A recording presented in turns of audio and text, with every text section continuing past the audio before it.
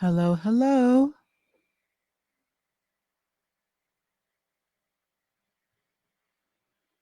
All right. It looks like we are on the air. Off the video, but on the air. And we're actually focusing on air today, so that's perfect.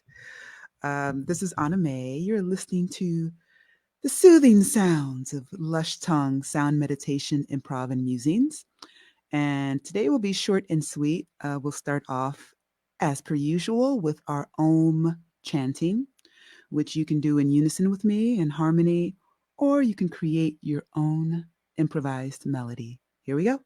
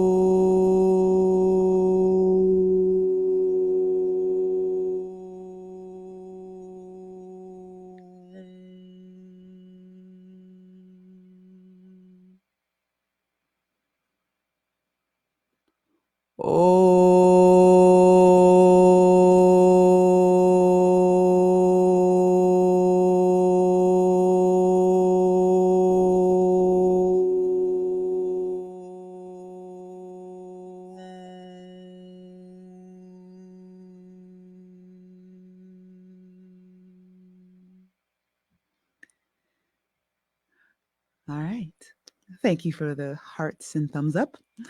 Um, and thank you to all who have contributed to Lush Tongue and for those who are about to make a contribution to Lush Tongue via Venmo, Cashapp, PayPal. All of them are at Lush Tongue or hashtag Lush Tongue or paypal.me/Lush Tongue. I like to keep the containers simple as much as possible. So first, I'll start with let me actually switch things around here a bit. No, I'll keep it as it is. The Big Leap. So, for those of you who are not familiar with this wonderful little book called The Big Leap, I'll share a picture of it. It's a book that's all about what we commonly refer to as self-limiting beliefs. And Gay Hendricks, the author, he refers to it as the upper limit problem.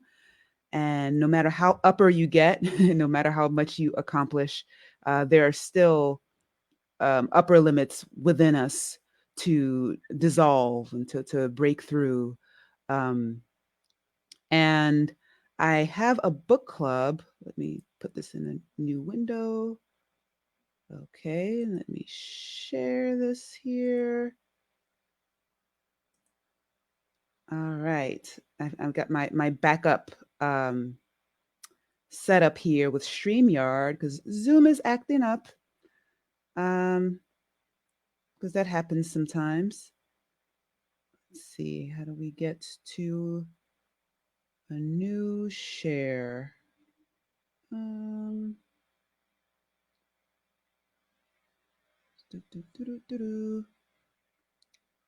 So we're going to stop sharing this and we're going to start sharing this. Okay.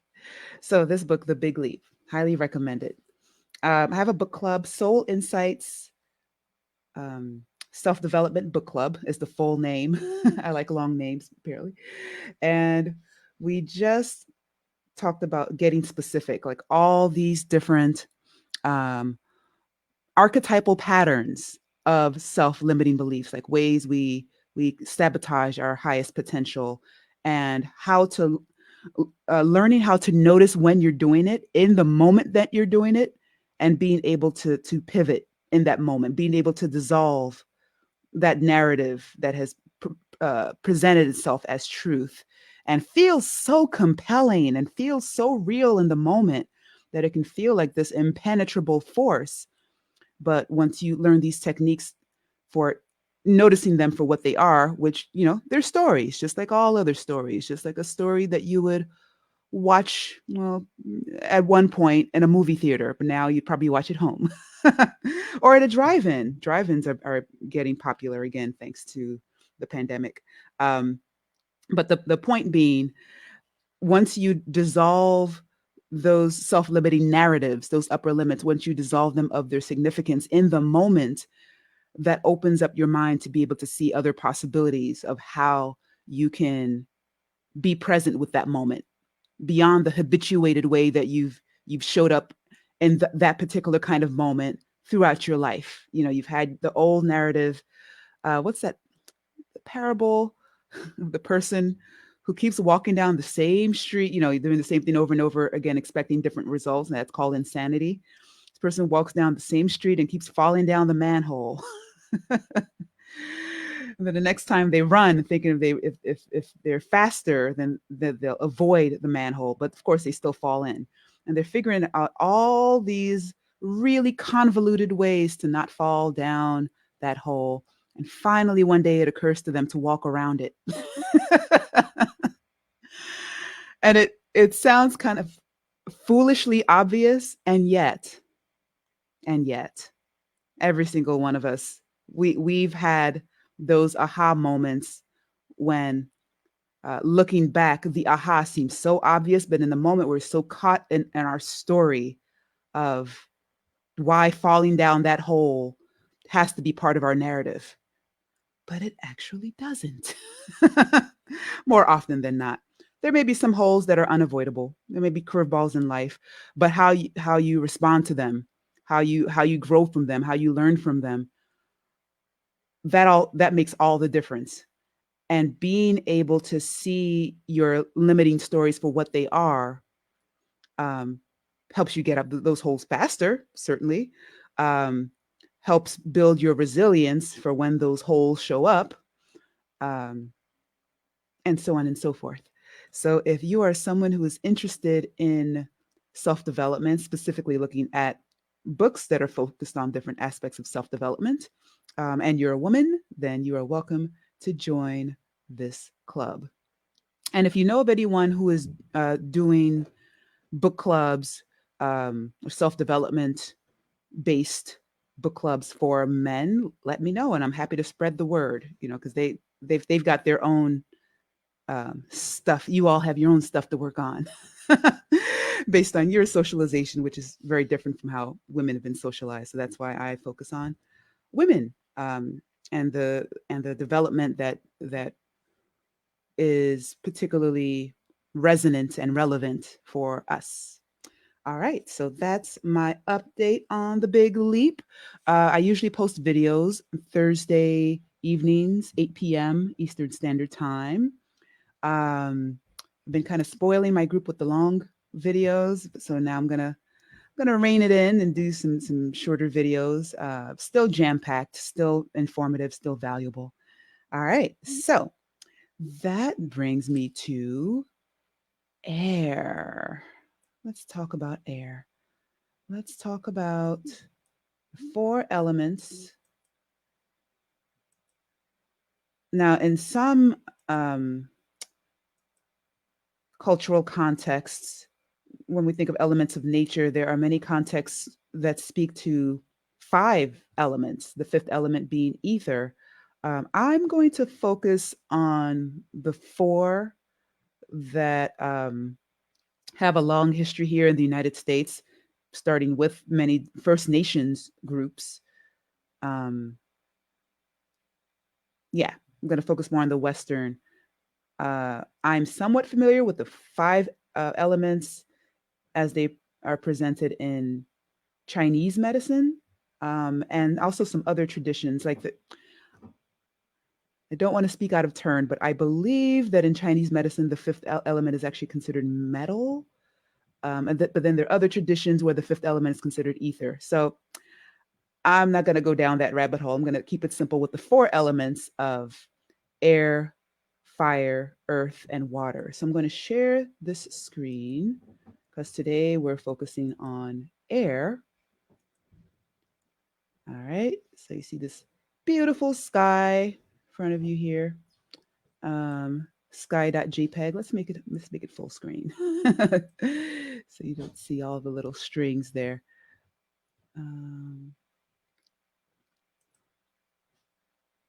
There we go.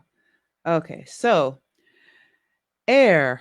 There's a reason why I'm looking at the elements in a particular order, being air, fire, earth, and water. So similar to the five elements in Chinese medicine, the way that the elements kind of feed into each other, they feed into each other in this particular order. So you have the air that you breathe, and you need air as a catalyst for fire. Woo, fire! You need air as a spark, and then with fire, all the folks in California and Colorado know that when you have a lot of fire, that creates a lot of ash, and ash is earth.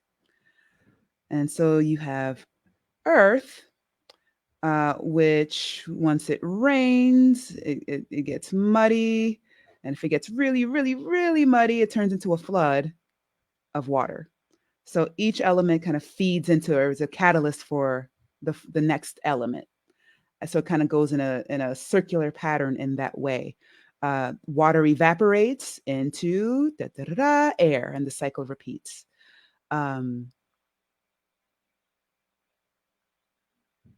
I'm just thinking about wood and metal and ether and where those fit in the more complex phenomena of the elements. But I'm going to focus on just the big four. So you can read more about those if you like. So air. And thinking about air, the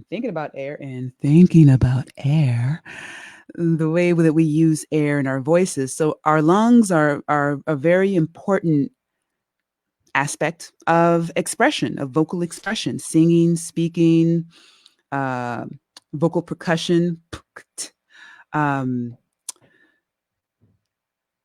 Air is quite a tricky little thing. When I'm working with my students doing voice lessons, issues around air often come up.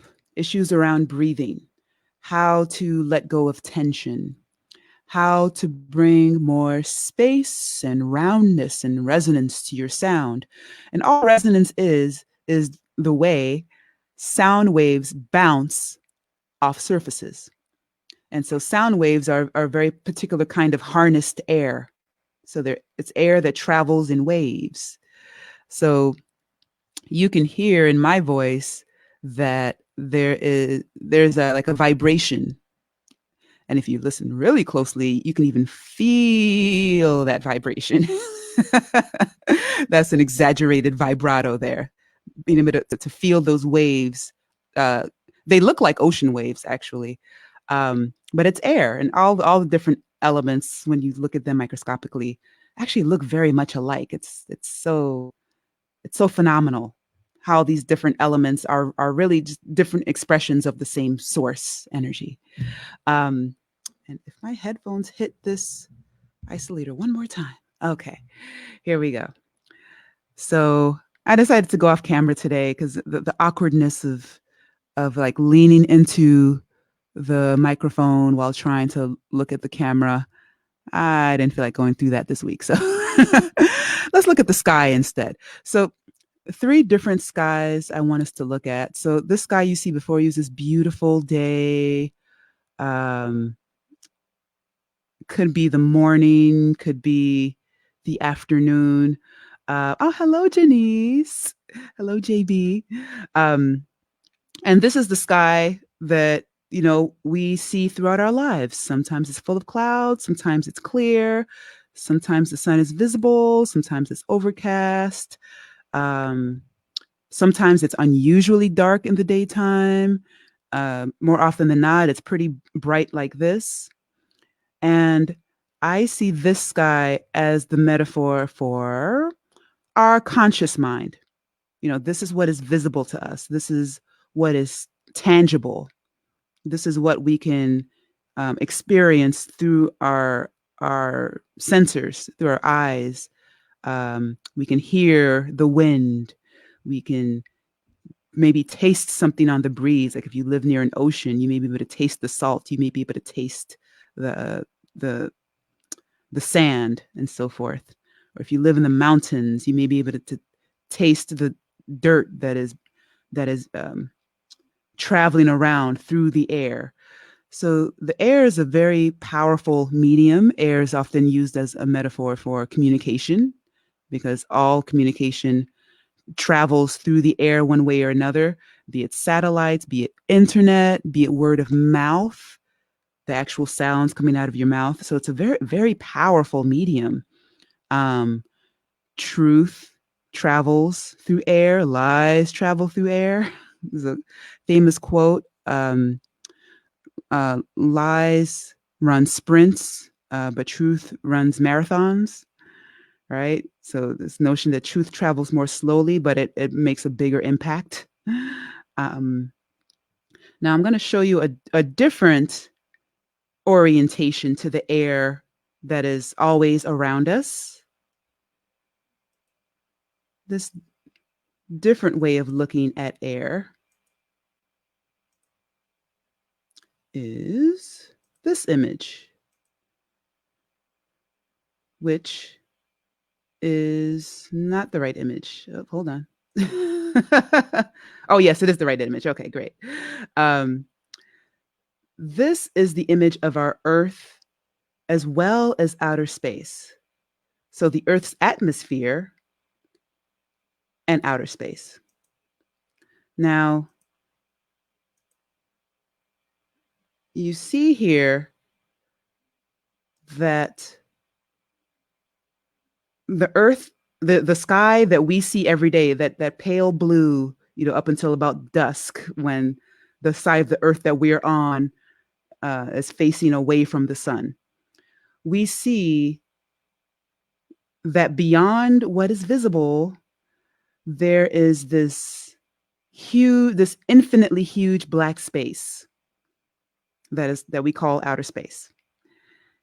And we only get to see it for about 8, 9, 10, 11, 12 hours out of the entire day, but it's always there. It surrounds the entire Earth. Meanwhile, on Earth itself, half of Earth sees the daylight while the other half sees the night. So there's never, and there's a few places like Norway that get, sun for like 20 hours or something bizarre like that. But for the most part, people all over the world experience some kind of cycle between the time when everything is visible, which is the daytime, and then at night when the whole infiniteness of the universe becomes visible, which is a very powerful metaphor for our conscious mind and our subconscious mind. So the conscious mind is everything that is within the blue. And then this grand infinite here is the subconscious mind. There's a lot of power in that subconscious mind. Also, another thing I want to mention about the Earth's atmosphere is that the atmosphere itself is actually organized into even smaller spheres. Not to get too sciencey, but we got the atmosphere is the general term for all of this light blue space. But then within it, we got the ozone layer, you've got the ionosphere, you've got the exosphere, you got the mesosphere, you got all these different spheres of air quality. And they all have specific attributes that help make the Earth a viable planet for us to live on.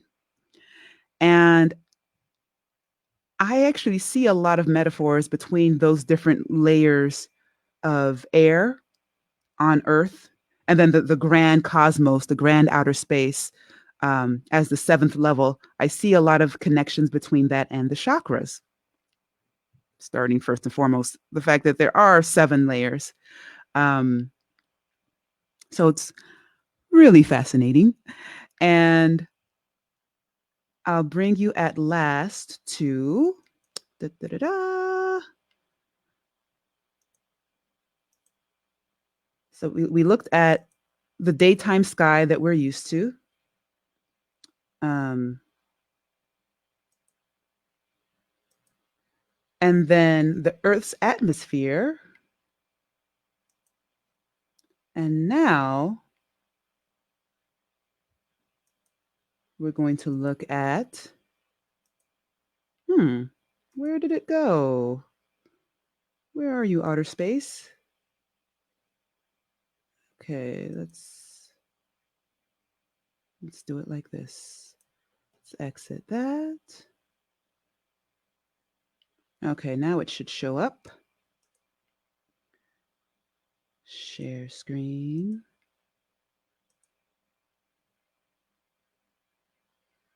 Okay, or not. If it's nighttime where you are, look outside. That's what you'd be looking at, the night sky, the universe. Um, don't know why it's not showing up. Okay, there you are. It's a tricky system here. Well, the black space of the screen that could also represent outer space, I suppose. Okay, let's go with that. There we go. All right. So here we have the grand infinite. We have all these stars, multiverses that are too far away for us to be able to ever, travel upon. At least as far as we can tell, with the level of consciousness and awareness and intelligence that we have on the planet right now. This astral travel, but actually getting in a spaceship and going to one of these twinkling stars, but by the time you get to that twinkling star died 5 billion years ago. So it's, which is kind of unfathomable. But when you look at these different orientations to air, there's the air that's coming out of our mouth, that's coming from our lungs, out of our mouths, that this invisible energy that's all around us. And when we look up, this energy takes on the form of this light blue space, and the white clouds, and they're both different forms of air. How trippy is that? So clouds are air mixed with a little bit of water, and then the sky is the sky, which is made up of the particular elements it's made of. um, and then you venture further up, like imagine you are in a spaceship, and the air and certain aspects of the air start to get thinner as we go through different layers of the atmosphere, and then finally you're out into the huge black and white, and other colors. You can see other colors kind of twinkling there, but the vastness of everything. And I want you to think of these different layers, these different levels of air.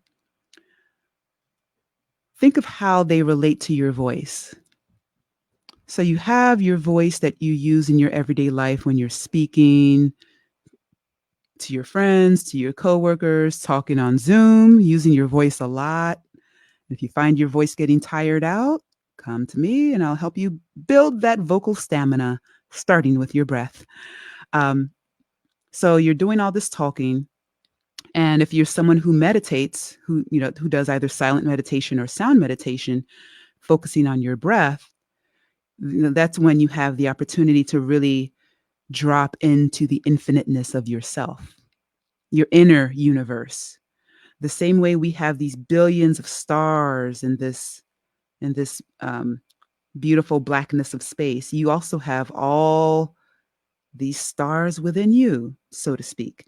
You have this infiniteness within your consciousness that is enabled when you meditate, when you sit still, when you go within, when you close your eyes and you see this uh, this black space, this everything and nothing from whence we all came.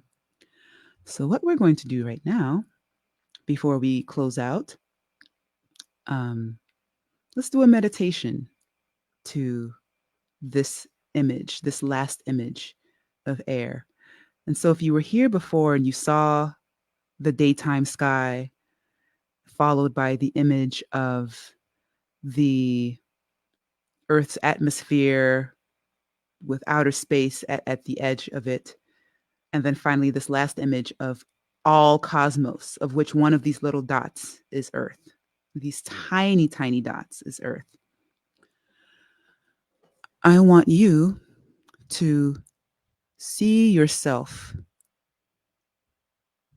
as a model of this infinity, as a continuum of this infinity, as an extension of this infinity.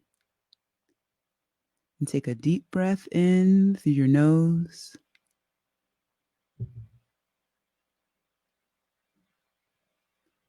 And exhale. And really feel that column of air going in through both of your nostrils as they unite inside of your skull and work their way down to your lungs.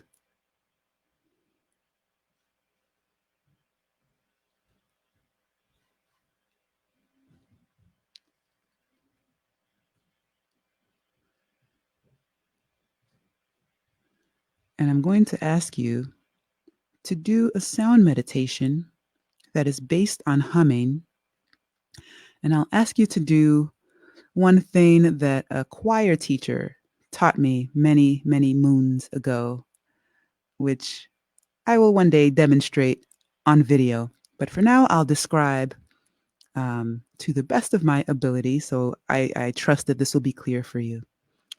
I want you to take a moment and open your mouth. Just open your mouth as if you're about to speak. And now I want you to keep your mouth open and only close your lips. So your mouth is open, but your lips are closed and touching. I always imagine like a snobby, elderly British woman, like the disapproving face that she might make. The mouth is open, but the lips are closed over the open mouth. You might even imagine that if you do something that this snobby older British woman approves of, she might give a little golf clap with her lips kind of pursed. Like, oh, that was all right. So you're now creating a sort of a resonant chamber in your mouth. So your mouth is wide open, but your lips are closed over it. And now I want you to hum and really feel the vibration of those sound waves bouncing against your lips and teeth. You may notice those vibrations are stronger than usual because of the teeth that are now open and the lips that are now closed. Those particular surfaces, being able to feel the vibrations on those surfaces. And give yourself a nice sonic massage, like move that resonance around in your mouth. Feel that sound as if it is a living object, because it is. Move the sound around in your mouth, and I'll demonstrate.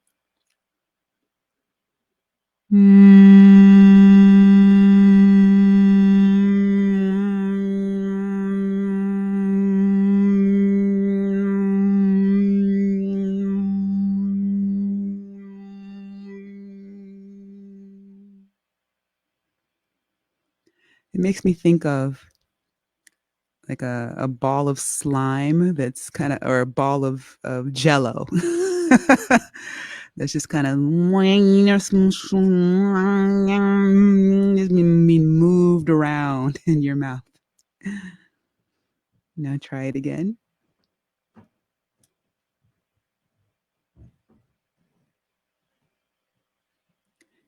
And release.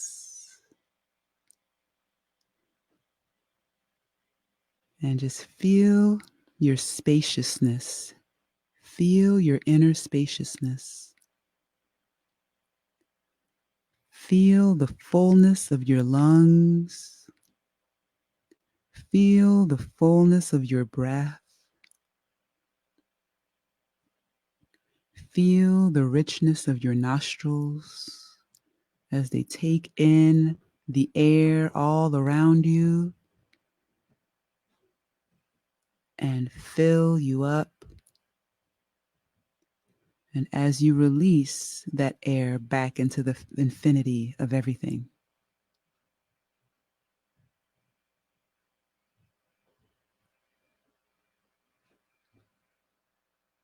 And if your eyes are closed, you are welcome to open them, or you can leave them closed as we close out on our Om. After one announcement, which is that I am on OutSchool. And if you have any young ones who are looking to take voice classes, I have the fundamentals of singing, which they're welcome to sign up for. That class is for like 8 to 12-year-olds. And if you're an adult who wants to work with me, feel free to send an email to lushtongue@gmail.com. If you'd like to sign up for my newsletter, I send it out on Tuesdays. You can hit the link in the description. And if you'd like to make a contribution, you can do so via Venmo, via Cashapp, via PayPal. And those are all the announcements. Let's close out with Om.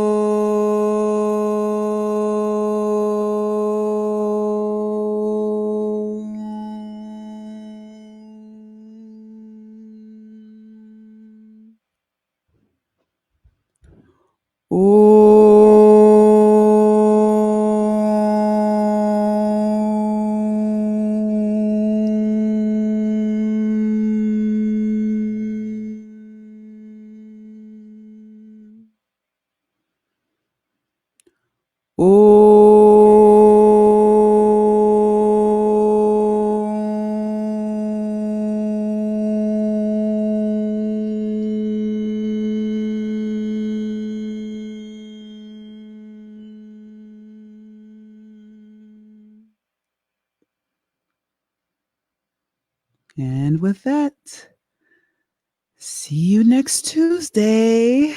It's a big day here in the United States. I'm sure we'll have plenty to talk about. And it just so happens that the element we'll be focusing on next week is fire. And I'm sure people will be feeling a lot of fire next Tuesday.